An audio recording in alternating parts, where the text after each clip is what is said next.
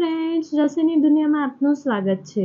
આજે હું તમને સૌ કોઈને પસંદ હોય તેવું એકદમ ટેસ્ટી અને એકદમ ફટાફટ થાય તેવું કેરીના શાકની રેસીપી જણાવીશ। ફ્રેન્ડ્સ, તો આ વિડીયો તમને ગમે તો લાઈક, શેર અને સબસ્ક્રાઇબ જરૂરથી કરજો અને તમારા ફ્રેન્ડ્સ અને રિલેટિવ્સમાં જરૂરથી શેર કરજો।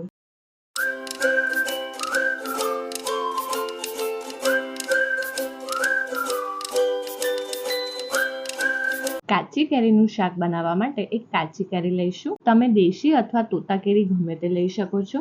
કેરીને આવી રીતે સમારીશું। છાલની સાથે જ કેરીને સમારીશું।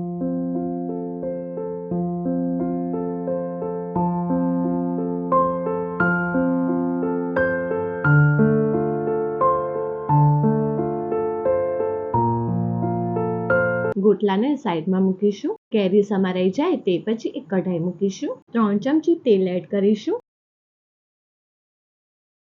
તેલ ગરમ થાય એટલે 1 ચમચી રાઈ એડ કરીશું। રાઈ તતડે એટલે 1/4 ચમચી હિંગ એડ કરીશું। સમારેલી કેરી એડ કરીશું।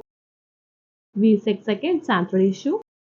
તે પછી ધીમા ગેસ ઉપર અડધી ચમચી હળદર, 2 ચમચી લાલ મરચું,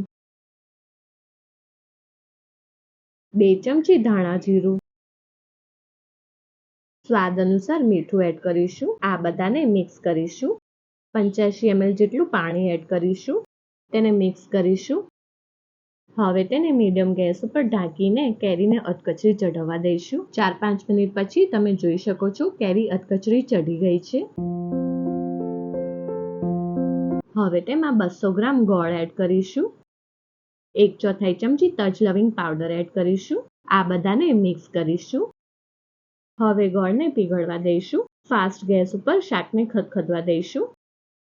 શાક ખદખદી જાય તે પછી 1 ચમચી આચાર મસાલો એડ કરીશું। આચાર મસાલો ટોટલી ઓપ્શનલ છે। તેને મિક્સ કરીશું। 1-8 મિનિટ તેને થવા દઈશું।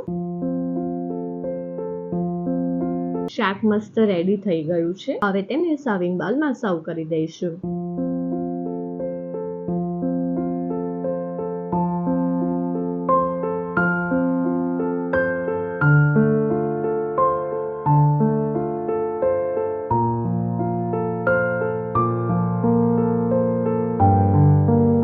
તો છે ને એકદમ ઈઝી અને ફટાફટ થાય તેવું શાક। ફ્રેન્ડ્સ, તો આપણું એકદમ ટેસ્ટી કાચી કેરીનું શાક રેડી છે।